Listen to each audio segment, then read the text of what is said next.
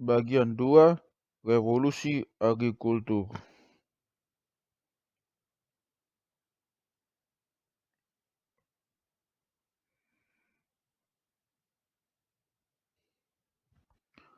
Kecurangan terbesar sejarah. Selama 2,5 juta tahun, manusia menghidupi diri dengan mengumpulkan tumbuhan dan memburu binatang yang hidup dan jenisnya tanpa intervensi mereka. Homo erectus, Homo ergaster, dan Neanderthal memetik ara liar dan memburu domba-domba liar tanpa memutuskan di antara pohon-pohon ara harus tumbuh di padang rumput mana kawanan domba harus merumput atau kambing-kambing bandot mana yang harus kawin dengan kambing betina yang mana. Homo sapiens menyebar dari Afrika Timur ke Timur Tengah, ke Eropa dan Asia, dan akhirnya ke Australia dan Amerika. Tetapi kemanapun mereka pergi, sapiens terus hidup dengan mengumpulkan tumbuh-tumbuhan liar dan memburu binatang-binatang liar. Mengapa pula harus mencari cara lain kalau gaya hidupmu memberi kecukupan dan menopang dunia yang kaya dengan struktur sosial, keyakinan agama, dan dinamika politik? Semua ini berubah sekitar 10.000 tahun lalu ketika sapiens mulai menghabiskan seluruh waktu dan usaha mereka untuk memanipulasi kehidupan beberapa spesies binatang dan tumbuhan. Dari fajar sampai terbenamnya matahari, manusia menabur benih, menyirami tanaman, menyiangi rumput dari tanah, dan menggiring domba-domba ke padang rumput terbaik.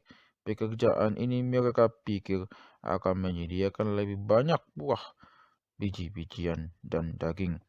Itulah revolusi dalam hidup manusia, revolusi agrikultur. Transisi ke pertanian dimulai sekitar 9.500 sampai 8.500 sebelum Masehi di negeri perbukitan Turki bagian tenggara, Iran Barat, dan Lewan. Transisi itu dimulai pelan-pelan dan di area geografis terbatas. Gandum dan kambing didomestikasi hingga 9.000 sebelum Masehi. Kacang polong dan kacang-kacangan sekitar 8.000 sebelum Masehi. Pohon zaitun pada 5.000 sebelum Masehi. Kuda pada 4.000 sebelum Masehi dan anggur pada 3.000 sebelum Masehi.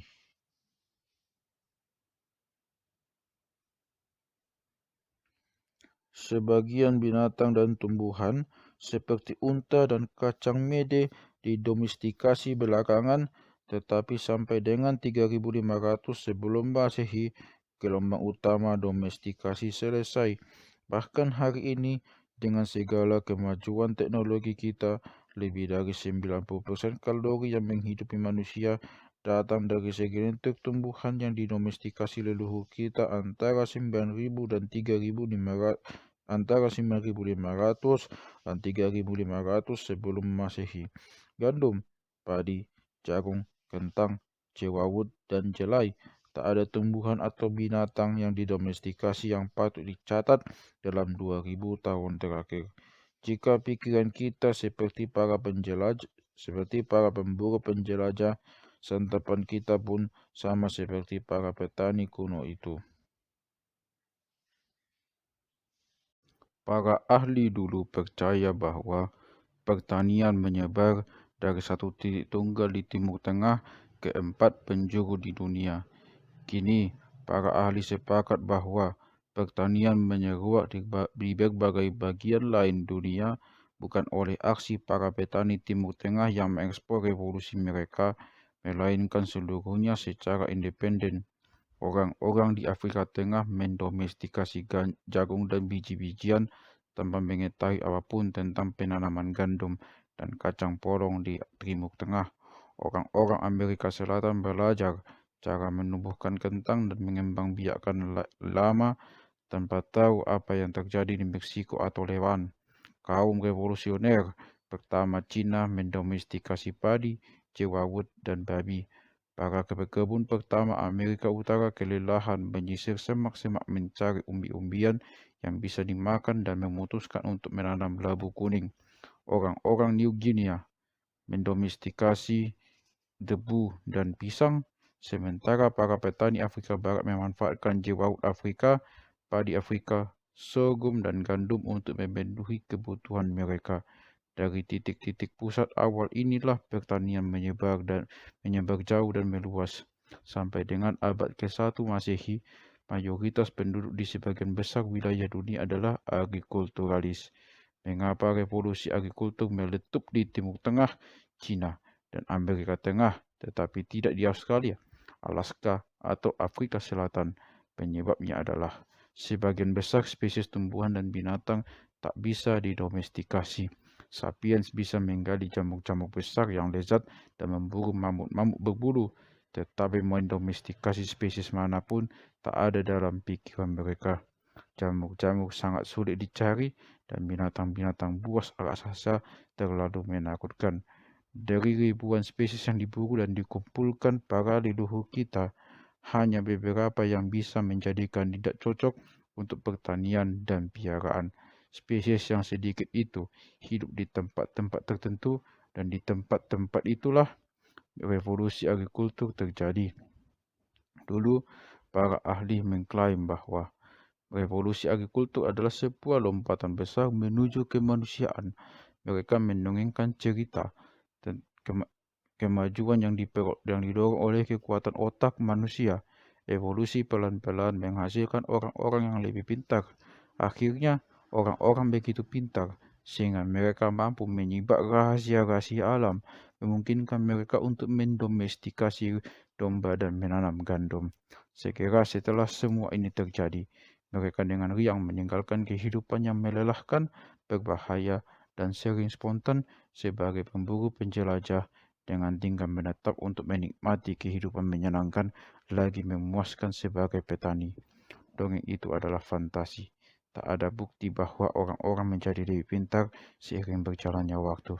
Para pengembara tahu rahasia-rahasia alam jauh sebelum revolusi agrikultur karena kehidupan mereka bergantung pada pengetahuan mendalam tentang binatang yang mereka buru dan tumbuhan yang mereka kumpulkan, bukan menjadi penanda kehadiran era baru kehidupan yang mudah.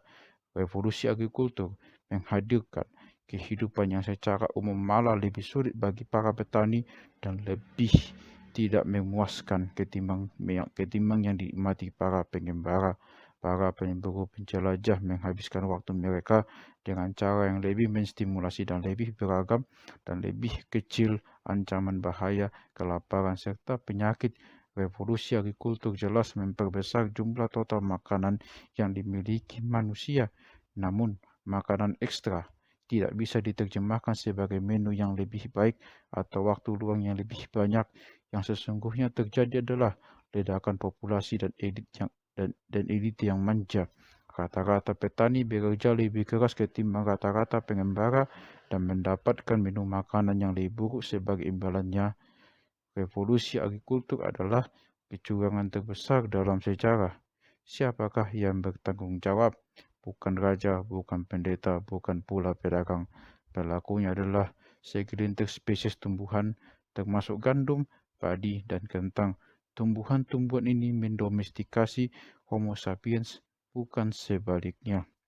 Pikirkan sejenak tentang revolusi agrikultur dari sudut pandang gandum. 10.000 tahun lalu, gandum hanya satu jenis rumput liar, salah satu dari banyak terkurung dalam rentang kecil di Timur Tengah. Tiba-tiba, hanya dalam beberapa milenium pendek, rumput itu tumbuh di seluruh dunia. Menurut kriteria evolusi dasar survival dan reproduksi, gandum menjadi salah satu tumbuhan yang paling sukses dalam sejarah di muka bumi. Di area-area seperti Great Plains, Amerika Utara, di mana tak sebatang pun tangkai gandum tumbuh 10.000 tahun lalu, kini Anda bisa berjalan beratus-ratus kilometer tanpa menjumpai tumbuhan lain. Di seluruh dunia, gandum menutupi sekitar 2,25 juta kilometer persegi permukaan bumi, hampir 10 kali luas Inggris. Bagaimana rumput ini berubah dari tidak signifikan menjadi ada di mana-mana? Gandum melakukannya dengan memanipulasi Homo sapiens untuk keuntungannya sendiri. Kera ini telah hidup cukup nyaman berburu dan mengumpulkan sampai sekitar 10.000 tahun lalu, tetapi kemudian menginvestasikan lebih banyak dan lebih banyak lagi upaya menanam gandum. Dalam beberapa milenium, manusia di banyak bagian di dunia merawat tumbuhan gandum. Itu tidak mudah. Gandum meminta banyak dari mereka. Gandum tidak suka bebatuan dan kerikil. Jadi, sapiens meremukkan punggung mereka untuk membersihkan lahan. Gandum tidak suka berbagi ruang, air, dan nutrisi dengan tumbuhan lain. Jadi, laki-laki dan perempuan bekerja sepanjang hari menyemai di bawah sengatan matahari. Gandum sakit, jadi sapiens harus terus mengawasinya dari serangan ulat dan kutu. Gandum tak punya pertahanan melawan organisme lain yang suka memakannya, dari kelinci sampai kawanan belalang, maka para petani harus menjaga dan melindunginya. Gandum kehausan, maka manusia mengalirkan air dari mata air dan sungai-sungai untuk mengairinya. Gandum yang kelaparan bahkan mendorong manusia mengumpulkan kotoran binatang untuk menyembuhkan tanah yang menjadi tempat tumbuh gandum. Tubuh Homo sapiens belum berevolusi untuk tubuh semacam itu. Ia teradaptasi untuk memanjat pohon-pohon apel dan memburu rusa-rusa, bukan untuk membersihkan batu-batu dan membawa kantong-kantong air. Tulang belulang manusia, lutut, leher, dan lekuk tubuh membayar atas itu. Studi-studi atas tulang belulang kuno menunjukkan bahwa transisi menuju pertanian membawa banyak penyakit seperti terkilir, radang sensi, dan hernia. Lebih dari itu, tugas-tugas baru pertanian menuntut banyak waktu yang menyebabkan manusia dipaksa menetap secara permanen dekat dengan ladang-ladang gandum mereka. Ini mengubah sepenuhnya cara hidup mereka. Kita tidak mendomestikasi gandum, gandum yang mendomestikasi kita. Kata domestikasi berasal dari bahasa Latin domus yang berarti rumah. Siapa yang hidup di rumah? Bukan gandum, sapienslah yang hidup dalam rumah. Bagaimana gandum meyakinkan Homo sapiens untuk menukar kehidupan yang sedikit bagus untuk keberadaan yang lebih menderita? Apakah apa imbalan yang ditawarkannya? Ia tidak memberi makanan yang lebih bagus. Ingat, manusia adalah kera omnivora yang tumbuh dengan ragam luas makanan. Biji-bijian hanya menyumbang bagian kecil dari makanan manusia sebelum revolusi agrikultur. Makanan berbasis sereal miskin akan mineral dan vitamin, sulit ditumbuhkan, dan benar-benar buruk untuk gigi dan gusi. Gandum tidak memberi orang keamanan bumi ekonomi. Kehidupan seorang petani lebih tidak aman ketimbang kehidupan pemburu penjelajah. Para pengembara bergantung pada puluhan spesies untuk bertahan hidup, dan karena itu bisa menghadapi tahun-tahun sulit bahkan tanpa persediaan makanan yang disimpan. Jika ketersediaan satu spesies berkurang, mereka bisa mengumpulkan dan memburu lebih banyak dari spesies-spesies lain. Masyarakat bertani sampai masa yang sangat mutakhir menggantungkan banyak sekali kebutuhan kalori mereka pada ragam sangat kecil tumbuhan yang didomestikasi. Di banyak area, mereka hanya bergantung pada persediaan makanan tunggal seperti gandum, kentang, atau beras. Jika tak ada hujan, awan belalang datang, atau jamur menulari spesies makan itu, petani-petani mati dalam angka ribuan dan jutaan. Gandum juga tidak bisa menawarkan keamanan dari kekerasan manusia. Para petani awal sekurang-kurangnya sama ganasnya dengan leluhur penjelajah mereka, kalau bukan lebih ganas. Para petani memiliki lebih banyak hak milik dan membutuhkan lahan untuk menanam. Hilangnya lahan-lahan padang rumput untuk menyerbu tetangga bisa berarti ketimpangan antara kehidupan dan kelaparan, jadi semakin sempit ruang untuk kompromi. Ketika satu kawanan pengembara terdesak oleh rival yang lebih kuat, kawanan itu biasanya bergerak. Itu sulit dan berbahaya, tetapi masih layak. Ketika satu musuh yang kuat mengancam satu desa pertanian, mundur berarti menyerahkan ladang, rumah, dan lumbung. Dalam banyak kasus, ini mengantarkan para pengungsi menuju kelaparan. Oleh karena itu, para petani cenderung bertahan dan berperang sampai titik darah penghabisan. Banyak studi banyak studi antropologis dan arkeologis menunjukkan bahwa dalam masyarakat agrikultur sederhana tanpa kerangka politik yang melingkupi desa dan suku, kekerasan manusia bertanggung jawab atas sekitar 15% kematian, termasuk 25% kematian laki-laki. Dalam masyarakat kontemporer Papua Nugini, kekerasan menyumbang 30% kematian laki-laki di satu masyarakat suku pertanian Dani dan 35% di suku lain. Di Ekuador, mungkin 50% orang Waorani dewasa mati akibat kekerasan di tangan manusia lain. Pada umumnya, kekerasan manusia bisa diatasi melalui pengembangan kerangka sosial yang lebih besar, kota-kota, kerajaan, dan negara. Namun butuh ribuan tahun untuk membangun struktur politik yang demikian besar dan efektif. Kehidupan desa jelas membawa sejumlah manfaat langsung bagi para petani awal, seperti produksi yang lebih baik dari binatang buas, hujan, dan cuaca dingin. Namun, untuk rata-rata orang, kerugiannya mungkin melebihi keuntungannya. Sulit bagi orang dalam masyarakat makmur saat ini untuk menghargainya, karena kita menikmati kemakmuran dan keamanan, dan karena kemakmuran serta keamanan kita dibangun di atas fondasi yang dibawa oleh revolusi agrikultur. Kita berasumsi bahwa revolusi agrikultur adalah sebuah perbaikan yang luar biasa. Meskipun demikian, salah juga jika kita menilai ribuan tahun sejarah dari perspektif masa kini.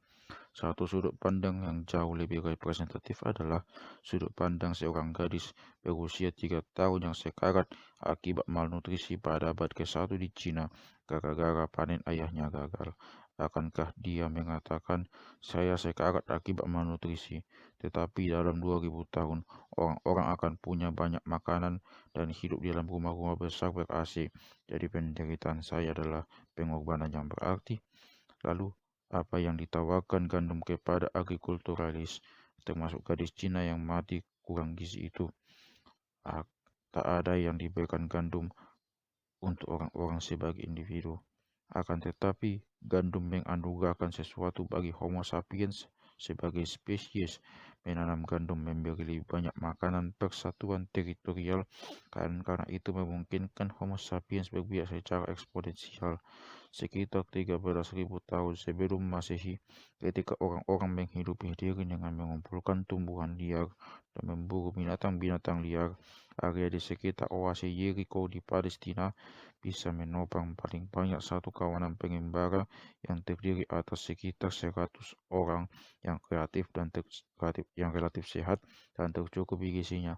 Sekitar 8.500 sebelum Masehi, ketika tumbuh-tumbuhan liar menyerah kepada ladang-ladang gandum, oase itu menopang desa besar tetapi ringkih berisi 1.000 orang yang jauh lebih menderita akibat penyakit dan kekurangan gizi.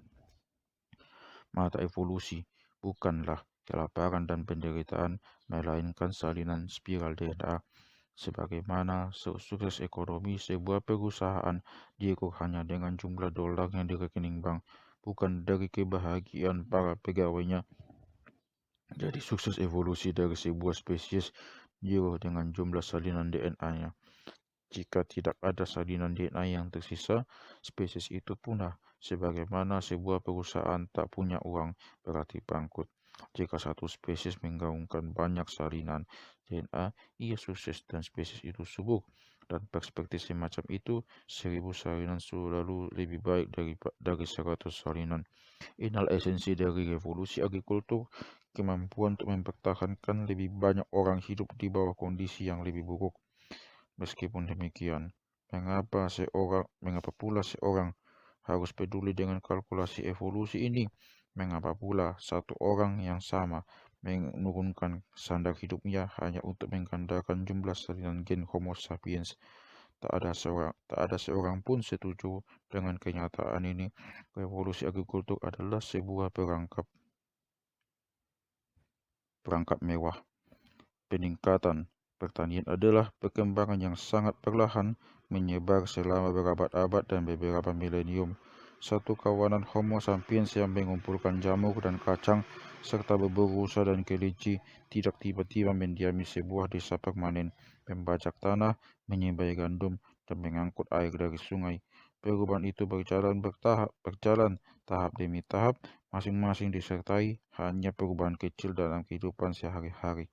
Homo sapiens mencapai Timur Tengah sekitar 70.000 tahun lalu. Selama 50.000 tahun, kehidupan para leluhur kita tumbuh subur di sana tanpa pertanian. Sumber daya alam area itu cukup untuk menopang populasi manusianya.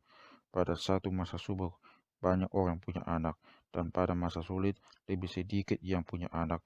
Manusia, seperti mamalia pada umumnya, memiliki mekanisme hormonal genetik yang membantu mengendalikan perkembangbiakan. Pada masa yang baik, perempuan mencapai pubertas lebih awal dan peluang mereka untuk hamil sedikit lebih tinggi. Pada masa buruk, pubertas datang lebih lambat dan kesuburan menurun. Selain kendali populasi alamiah ini, datang pula mekanisme kultural. Bayi-bayi dan anak-anak kecil yang bergerak lamban dan menuntut perhatian lebih besar menjadi beban bagi para pengembara nomaden. Orang-orang berusaha menjarangkan kelahiran anak 3-4 tahun. Perempuan melakukan itu dengan mengasuh anak sepanjang waktu dan sampai usia anak lebih tua. Penyusuan sepanjang waktu secara signifikan menurunkan peluang untuk hamil. Metode-metode lain adalah pantangan seks penuh atau sebagian didukung mungkin oleh tabu-tabu kultural, aborsi, dan kadang-kadang pembunuhan bayi. Selama milenium-milenium panjang ini, orang-orang terkadang makan biji gandum, tetapi ini bagian yang sangat marginal dari menu mereka. Sekitar 18.000 tahun lalu, zaman es terakhir membuka jalan bagi periode pemanasan global. Ketika suhu naik, demikian pula curah hujan. Iklim ke iklim baru menjadi ideal bagi gandum Timur Tengah dan sereal lain yang berbiak dan menyebar. Orang-orang mulai memakan lebih banyak gandum, dan sebagai gantinya mereka secara tak sengaja menyebarkan pertumbuhannya. Karena tidak mungkin makan biji-bijian liar tanpa menampinya dulu, menggiling dan memasaknya, orang-orang harus mengumpulkan biji-bijian ini di tempat-tempat tinggal sementara untuk memprosesnya. Biji-biji gandum cukup kecil dan banyak, sehingga tak terelakkan sebagian jatuh dalam perjalanan ke tempat tinggal dan hilang. Dari waktu ke waktu, semakin banyak gandum tumbuh di sepanjang jalur favorit manusia dan dekat tempat tinggal mereka. Ketika manusia membakar hutan dan semak-semak, ini juga membantu gandum.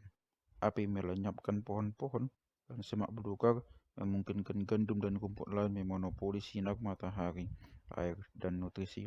Di tempat-tempat yang tersedia gandum melimpah, binatang, serta sumber-sumber makanan lain juga banyak. Karena manusia pun pelan-pelan meninggalkan gaya hidup nomaden serta tinggal di kem-kem musiman, bahkan permanen. Mula-mula, mereka mungkin tinggal selama 4 pekan pada musim panen. Satu generasi kemudian, ketika tumbuhan gandum berbiak dan menyebar, kem panen bertahan sampai 5 pekan, kemudian 6 pekan, dan akhirnya menjadi sebuah desa permanen. Bukti pemukiman semacam itu telah ditemukan di seluruh Timur Tengah, terutama di Lewan, di mana kultur Natufian tumbuh subur dari 12.500 sampai 12.500 sebelum Masehi sampai 9.500 sebelum Masehi. Orang-orang Natufian adalah pemburu penjelajah yang hidup dengan puluhan spesies liar, tetapi mereka hidup di desa-desa permanen dan menghabiskan banyak waktu untuk pengumpulan dan pemrosesan secara intensif serial liar. Mereka membangun rumah-rumah batu dan lumbung. Mereka menyimpan biji-bijian untuk masa-masa sulit.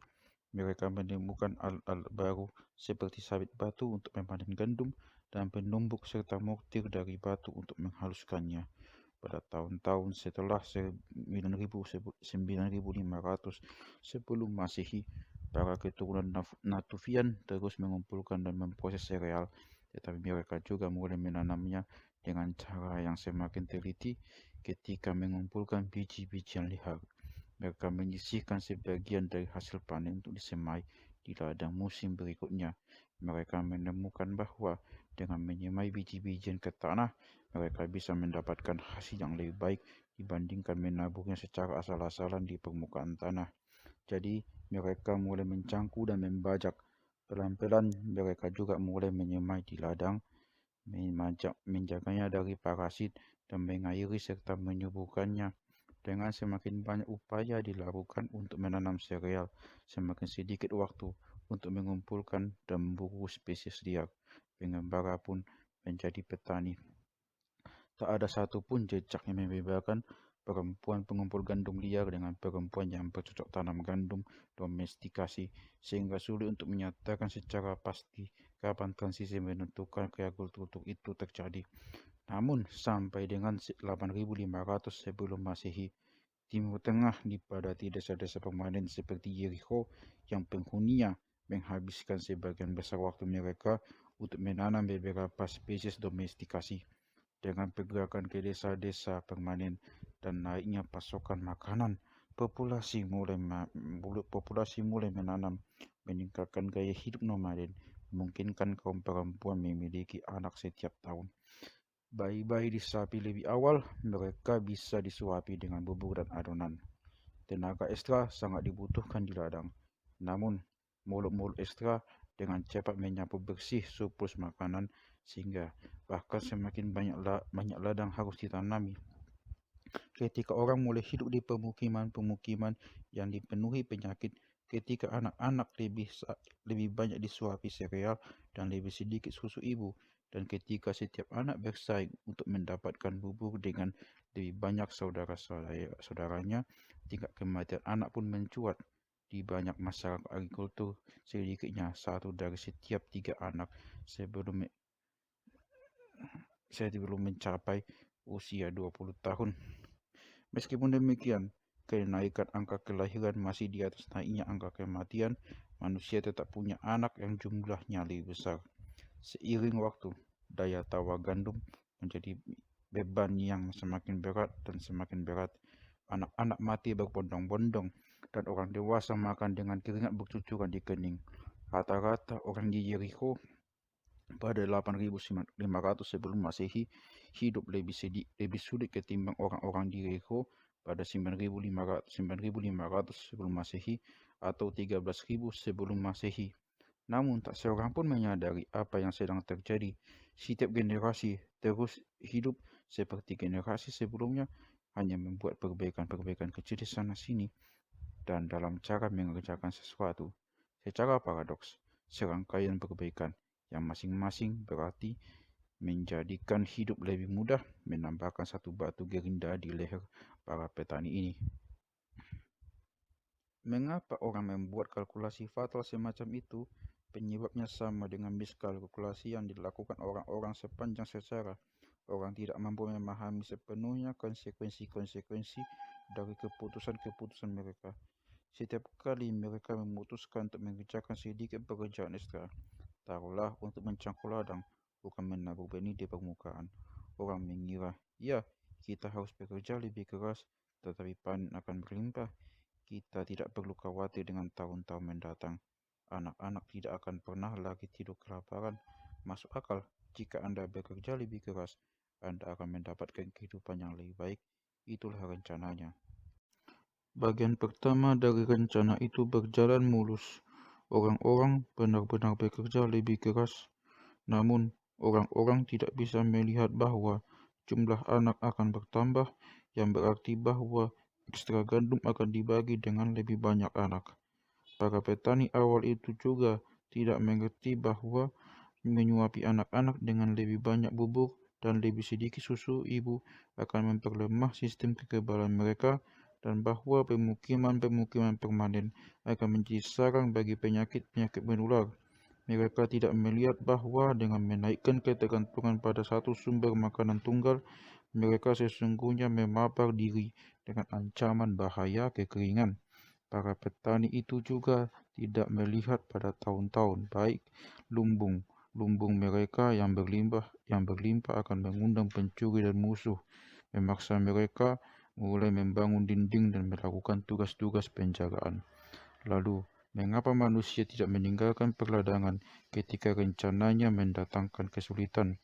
Sebagian karena perlu beberapa generasi bagi perubahan-perubahan kecil untuk berakumulasi dan mentransformasi masyarakat, dan pada masa itu tak seorang pun mengingat bahwa mereka pernah hidup secara berbeda, dan sebagian karena pertumbuhan populasi membakar perahu-perahu kemanusiaan. Jika dengan pencangkulan populasi sebuah desa naik dari 100 menjadi 110, maka siapakah 10 orang yang harus rela kelaparan agar yang lain bisa kembali ke keadaan baik pada masa lalu?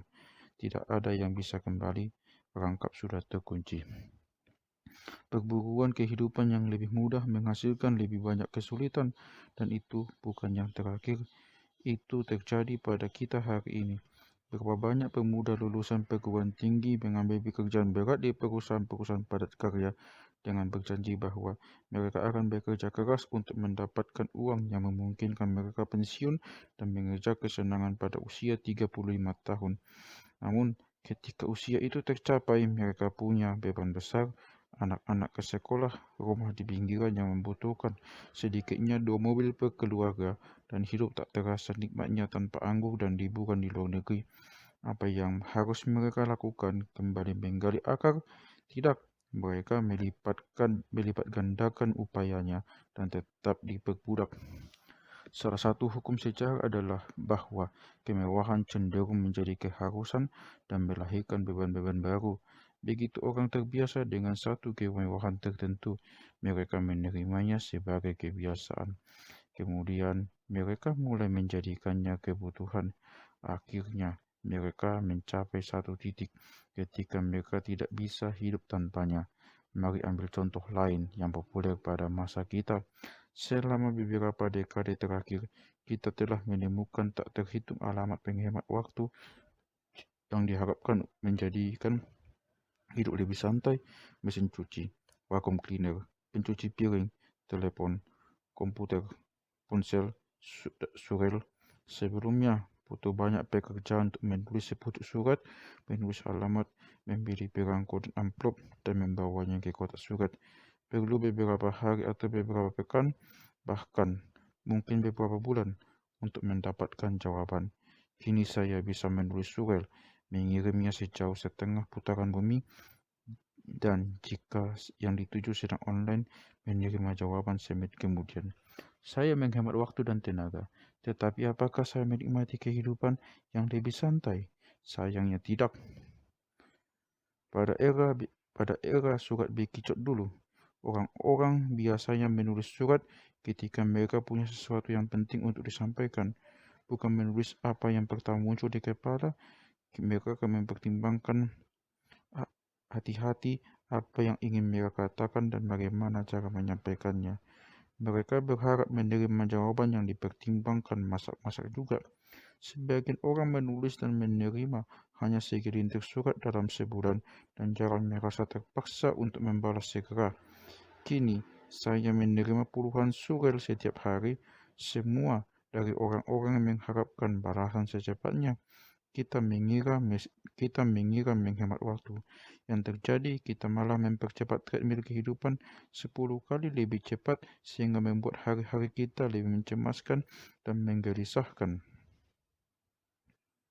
Di mana-mana ada seorang dudit yang berkeras menolak membuka akun surel.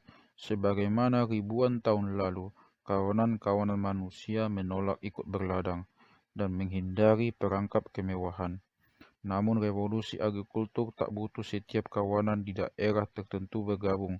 Yang dibutuhkan cuma satu kawanan. Begitu ada kawanan yang bermukim dan mulai mengolah tanah, entah itu di Timur Tengah atau di Amerika Tengah, pertanian tak bisa dibendung karena pertanian menciptakan kondisi-kondisi bagi pertumbuhan demografis cepat. Para petani biasanya mampu mengatasi para pengembara dengan keunggulan jumlah. Para pengembara bisa lari meninggalkan tanah perburuan mereka ke ladang dan padang rumput atau ikut mengolah tanah. Pilihan yang manapun, kehidupan lama pun hilang.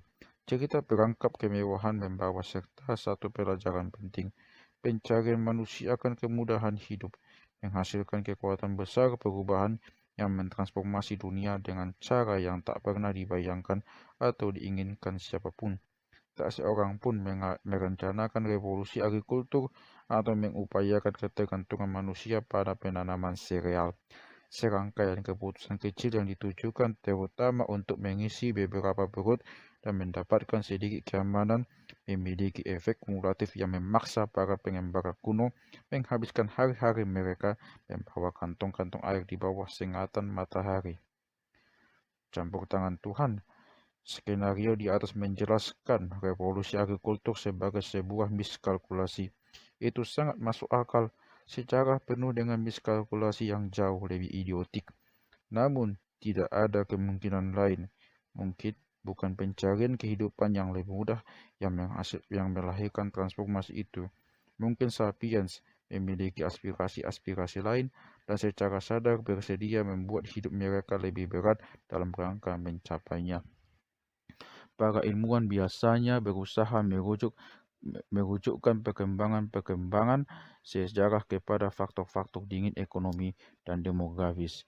Ini memang lebih cocok dengan metode rasional dan matematis mereka. Dalam kasus sejarah modern, para ahli tidak bisa menghindari pertimbangan faktor-faktor non-material seperti ideologi dan budaya. Bukti tertulis memaksa tangan mereka. Kita punya cukup dokumen, surat, dan memoir untuk membuktikan bahwa Perang Dunia Kedua tidak disebabkan oleh kekurangan makanan atau tekanan psikologis. Namun kita tidak punya dokumen dari budaya Natufian, jadi ketika menangani periode kuno, aliran materialistis menunjukkan kekuasaannya. Sulit untuk membuktikan bahwa masyarakat praliterasi dimotivasi oleh agama ketimbang kebutuhan ekonomi. Meskipun demikian, dalam kasus yang langka, kita cukup beruntung menemukan petunjuk-petunjuk. Pada 1995, para arkeologis mulai mengekskavasi situs di wilayah tenggara Turki yang dikenal dengan nama Göbekli Tepe.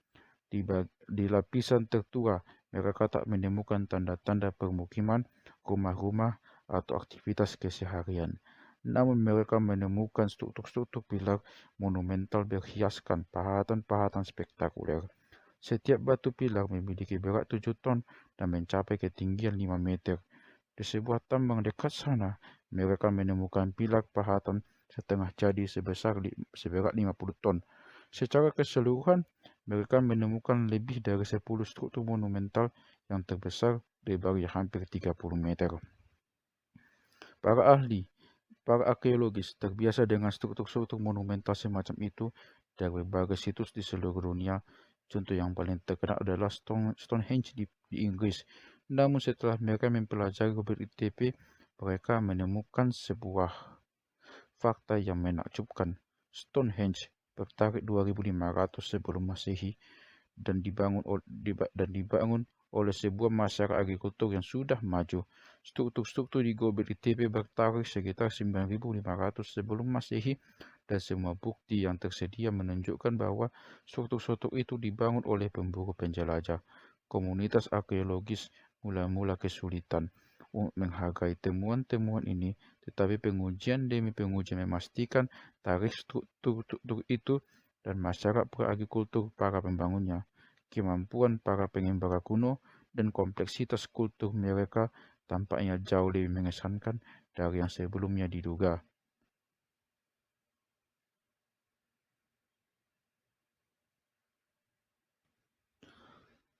Mengapa satu masyarakat pengembara membangun struktur-struktur semacam itu?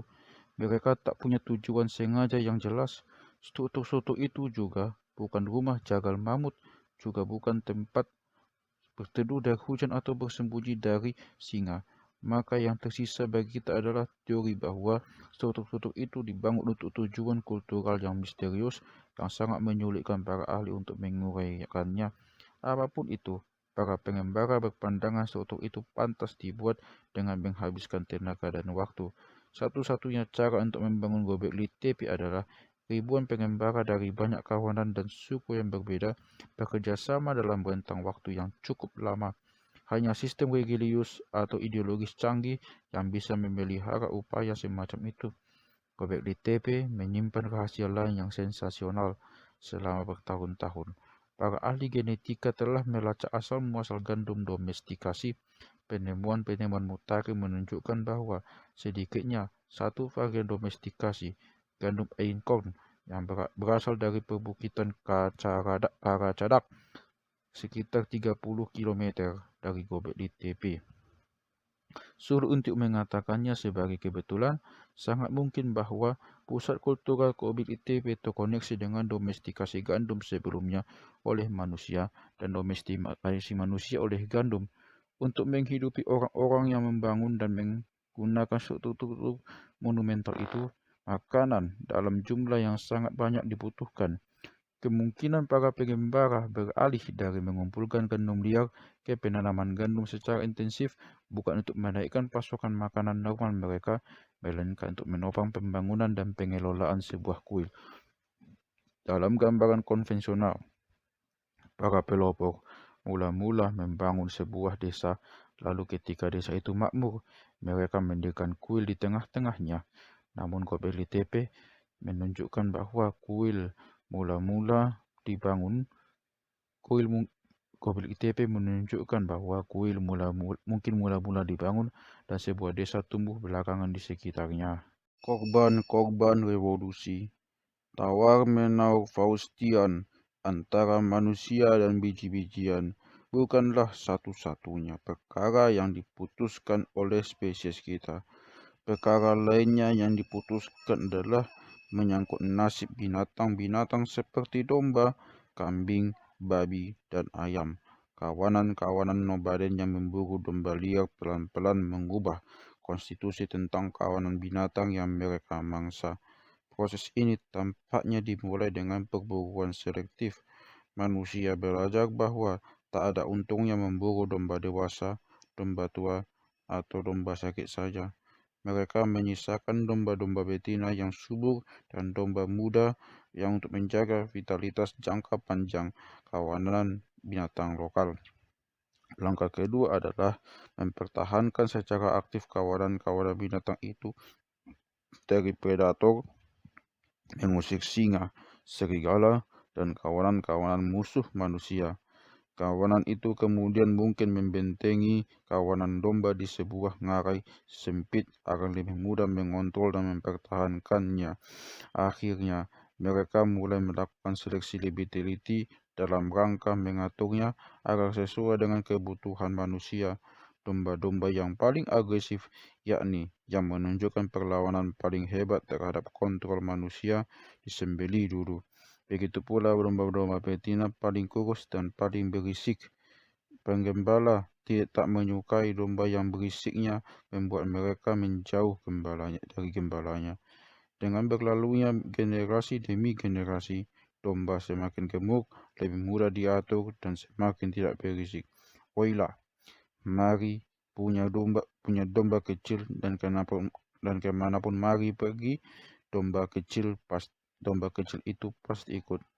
Alternatif lain, para pemburu mungkin menangkap seekor domba, menggemukkannya pada bulan-bulan subur, dan menyembelihnya pada musim buruk. Pada tahap tertentu, mereka mulai memelihara domba semacam itu dalam jumlah lebih besar.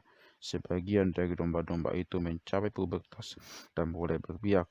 Domba-domba yang paling agresif dan paling sulit diatur yang mula-mula disembelih. Yang paling penurut dan paling bagus dibiarkan hidup lebih lama dan berbiak. Hasilnya adalah kawanan domba domestikasi dan penurut.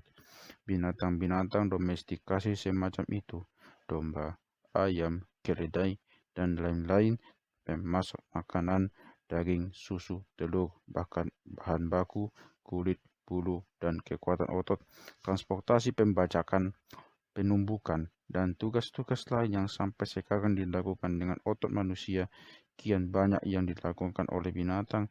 Di kebanyakan masyarakat pertanian, orang fokus pada penanaman tumbuhan, memelihara binatang menjadi aktivitas sekunder.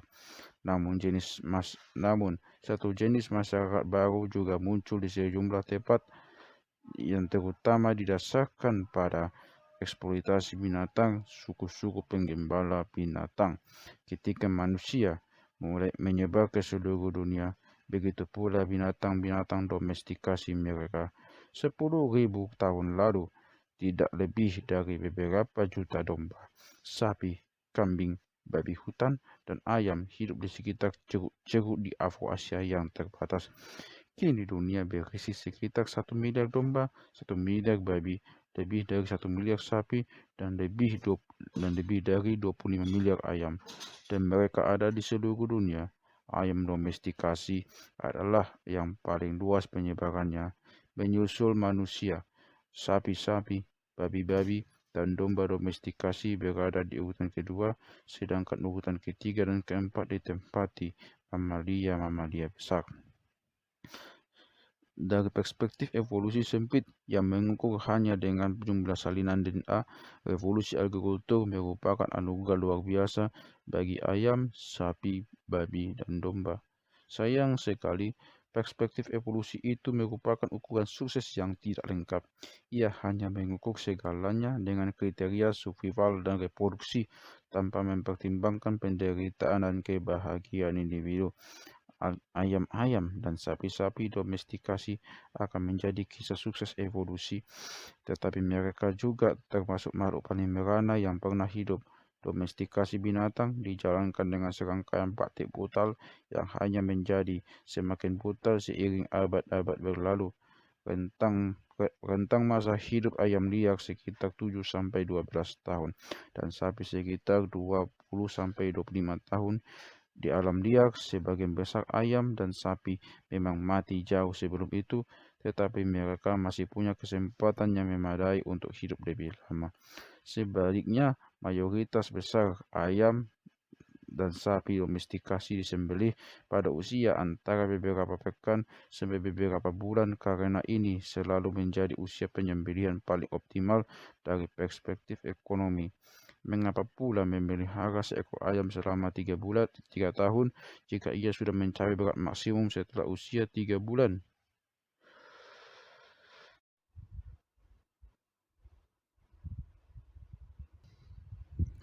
Ayam-ayam petelur, sapi perah, dan binatang-binatang pengangkut kandang dibiarkan hidup lebih lama.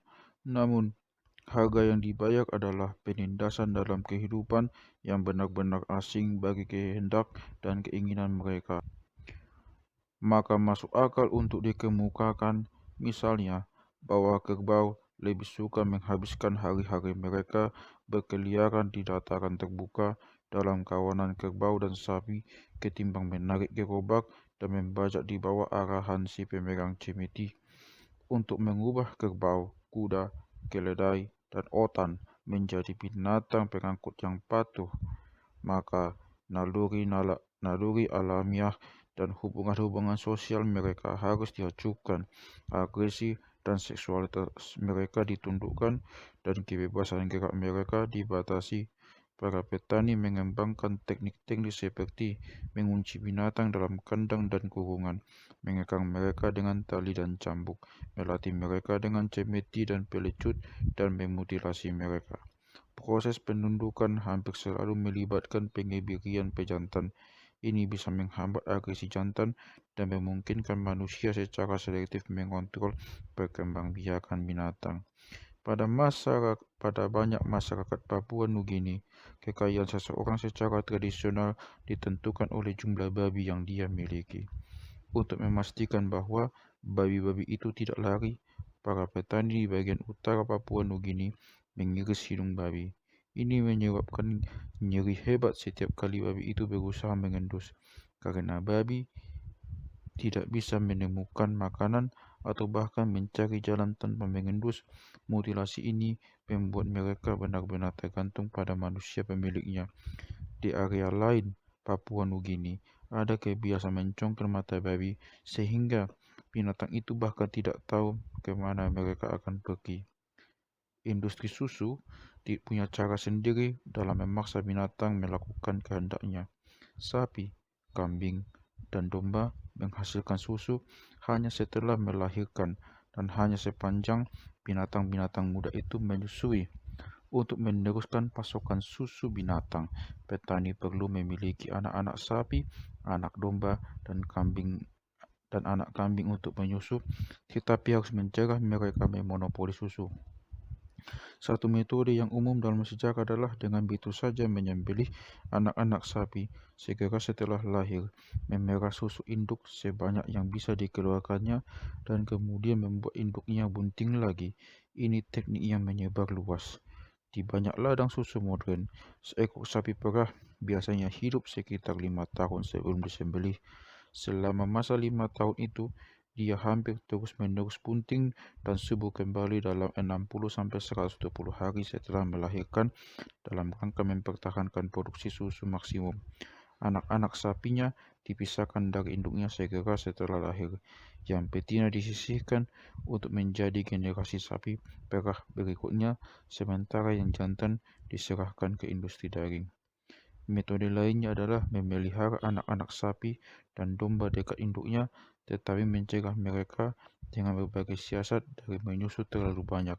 Cara paling sederhana untuk melakukan itu adalah membiarkan anak sapi atau domba mulai menyusu, tetapi menyingkirkannya begitu susu mulai mengalir.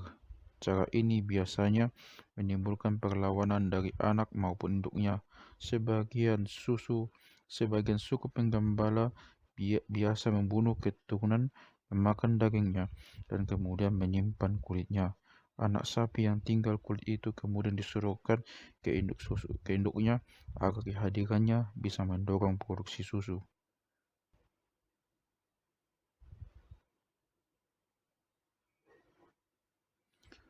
Suku Nuer di Sudan selama ini melumuri kulit anak sapi dengan urin induknya untuk memberi aroma palsu anak sapi hidup.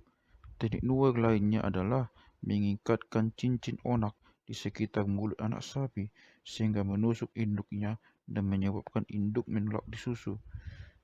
Para penggembala unta Tuareg di Sahara biasa menusuk bagian dari hidung dan bibir atas unta muda untuk membuat penyusuan menjadi menyakitkan, sehingga mencegah mereka mengkonsumsi terlalu banyak susu. Tak semua masyarakat agrikultur sekejam itu terhadap binatang-binatang piaraannya. Kehidupan sebagian binatang domestikasi bisa saja cukup bagus. Domba yang dipelihara untuk diambil bulunya, anjing dan kucing piaraan, kuda perang dan kuda pacu sering menikmati kondisi yang nyaman. Kaisar Romawi Caligula diduga berniat menunjuk kuda favoritnya Incitatus untuk tugas konsulat. Para penggembala dan petani sepanjang sejarah menunjukkan kasih sayang terhadap binatang-binatang mereka dan memberi perawatan yang baik, sebagaimana banyak pemilik budak merasakan kasih sayang dan kepedulian pada budak mereka. Bukan kebetulan bahwa raja-raja dan nabi-nabi bergaya sebagai penggembala dan menyerupakan cara mereka, dan Tuhan mencintai umatnya dengan cara penggembala sapi menyayangi piaraannya. Meskipun demikian, dari sudut pandang binatang piaraan, bukan dari sudut pandang penggembala, sulit untuk menghindarkan kesan bahwa bagi mayoritas besar binatang domestikasi, revolusi agrikultur adalah bencana yang parah. Sukses evolusi mereka tak bermakna. Seekor badak liar langka yang berada di tubir kepunahan mungkin lebih enak hidupnya ketimbang seekor sapi yang menghabiskan hidup singkatnya dalam kotak mungil digemukkan untuk menghasilkan daging steak yang lezat. Badak yang beruntung tak kurang beruntung yang menjadi yang terakhir dari jenisnya. Sukses numerikal spesies sapi adalah hiburan kecil untuk penderitaan yang dialami individu sapi. Perbedaan antara sukses evolusi ini dan penderitaan individu mungkin pelajaran paling penting yang bisa kita tarik dari evolusi agrikultur. Ketika kita mempelajari narasi tumbuhan seperti gandum dan jagung, mungkin itu perspektif evolusi yang murni masuk akal. Namun dalam hal binatang-binatang seperti sapi, domba, dan sapiens, masing-masing dengan dunia sensasi dan emosi yang kompleks, kita harus mempertimbangkan bagaimana sukses evolusi diterjemahkan ke pengalaman individu. Pada bab berikut kita akan melihat dari waktu ke waktu bagaimana peningkatan dramatis kekuatan kolektif dan sukses nyata spesies kita berjalan beriringan dengan banyak penderitaan individu.